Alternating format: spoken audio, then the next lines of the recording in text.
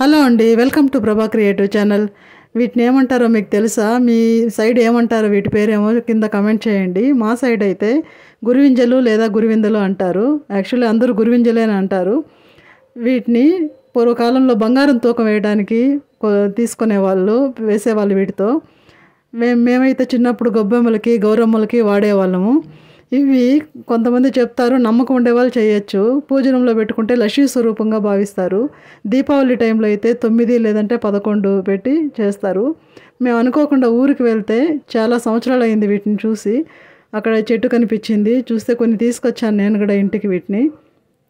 కానీ ఇవి కుజదోషం ఉండేవాళ్ళు, ఏదన్నా గ్రహ దోషాలు ఉండేవాళ్ళు వాళ్ళు చేయికి కాళ్ళకి కట్టుకుంటారంట. ఒక 9 దారానికి వేసి, ఎర్రటి దారానికి వేసి కట్టుకుంటారు. ఇవి నాకు తెలియదండి. ఇదే కలరే నేను చూసింది.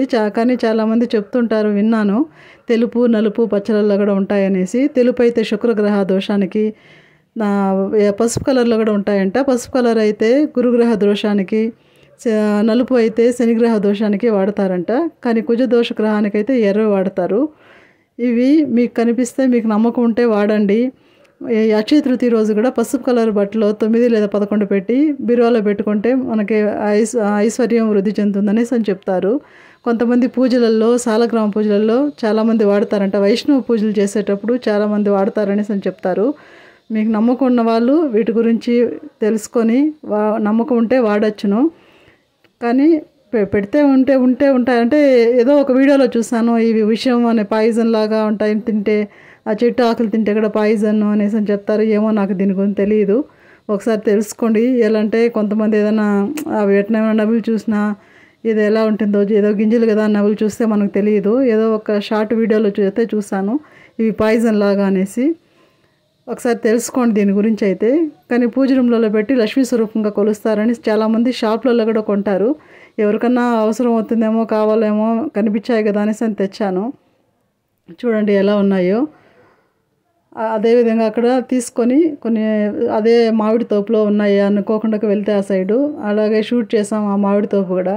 ఈ సంవత్సరం మామిడికాయలు అంటూ చాలా రేట్లు పెరిగిపోతాయి. ఎలా అంటే ఒక 100 చెట్లకి ఒక చెట్టే ఉందండి. నేను వీడియో తీసాను అక్కడ, వేరే వాళ్ళది తోట ఉంటే అక్కడ కనిపించింది. అక్కడ చూడండి, ఒక 100 చెట్లకి ఒక చెట్లో ఒక 10 కాయలు కూడా లేదు. మామిడికాయలు అయితే చాలా రేట్లు ఉంటాయి. చాలా లాసు మామిడి తోపులు ఉన్న వాళ్ళకి. ఈ సంవత్సరం అయితే ఏ పంట లేదు బాగా. చూడండి, చూడడానికి తోట బాగుంది కానీ ఎండలకి కాపు సరిగా లేదు. బాగుంది. మీకైతే ఆ గురుగింజల గురించి తెలిస్తే కింద కామెంట్ చేయండి. అలాగే ఈ మామిడి తోపు చూడండి ఎక్కడ కనిపిస్తాయి మీకు కాయలు అనేసి. ఎన్నో చెట్లకి ఒక చెట్లో ఒక 10 కాయలు, 15, 5, 10 అట్టున్నాయి. చాలా కష్టం అవుతుంది ఈసారి మామిడి తోపులు ఉన్న వాళ్ళకి. వ్యాపారం కూడా ఎక్కువ అవుతుంది, రేట్లు ఎక్కువ ఉంటాయి. తినడానికి దొరికితే చాలు, అమ్మడానికి కాదు. జ్యూసులకి దానికి అమ్మడానికి కూడా కాదు, కానీ తినడానికే దొరకడం కష్టంగా ఉంది. చూడండి ఒకసారి ఈ తోపు అయితే. అలాగే ఆ గురుగింజల గురించి కూడా కింద కమెంట్ చేయండి మీకు తెలిస్తే. మీకు నమ్మకం ఉంటే పూజించండి.